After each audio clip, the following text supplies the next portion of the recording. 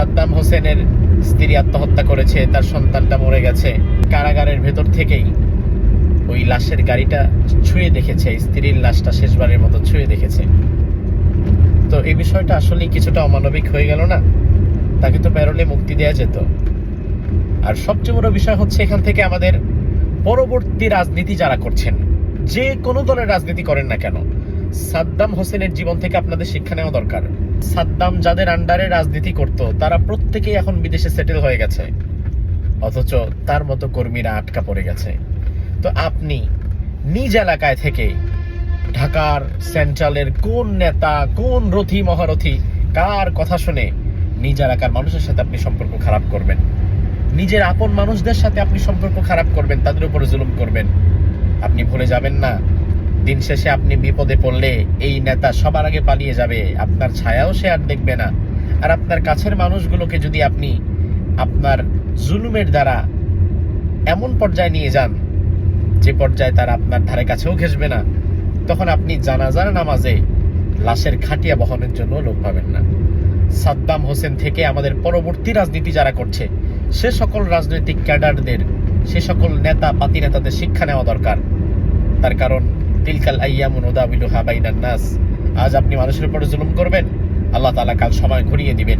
আজকে যার উপর জুলুম করছেন, কাল আবার আল্লাহ তাআলা তাকে ক্ষমতা দিয়ে দিবেন। আল্লাহ তাআলা দুনিয়াতে কাউকে ক্ষমতা দিয়ে পরীক্ষা করে, আবার কাউকে ক্ষমতা না দিয়ে পরীক্ষা করে। দিন শেষে সত্য কথা এটাই, আমি আমার শত্রুর সাথেও ইনসাফ চাই, কিন্তু প্রকৃতির একটা বিচার থাকে।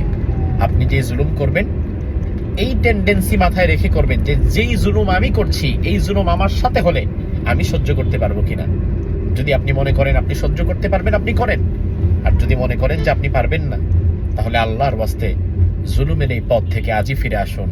যে রাজনীতি করতে গিয়ে মানুষে মানুষে হিংসা, রেষারেষি, ভেদাভেদ ছড়াতে হয়, যে রাজনীতি করার শেষ পর্যায়ে এসে নিজের স্ত্রীর জানাজায় শরীক হতে পারেন না, নিজের সন্তানের লাশটাকে ছুঁয়ে দেখতে পারেন না, সেই রাজনীতি করার দরকার কি ভাই? রাজনীতি যদি করতে হয়, আল্লাহর দেখানো পথে, রাসূলের সুন্নাহ অনুযায়ী ইসলামের পক্ষে করুন। ফ্যাসিস্টের এমনও কাজ দেখেছি, হাজবেন্ডকে গুম করা হয়েছে, স্ত্রী বিপর্যস্ত হয়ে একের পর এক থানায় ঘুরে বেড়াচ্ছে, সেখানে র‍্যাব কর্মকর্তা কর্তৃক স্ত্রীকে রোজা ভাঙ্গিয়ে রমজান মাসে ধর্ষণ পর্যন্ত করা হয়েছে।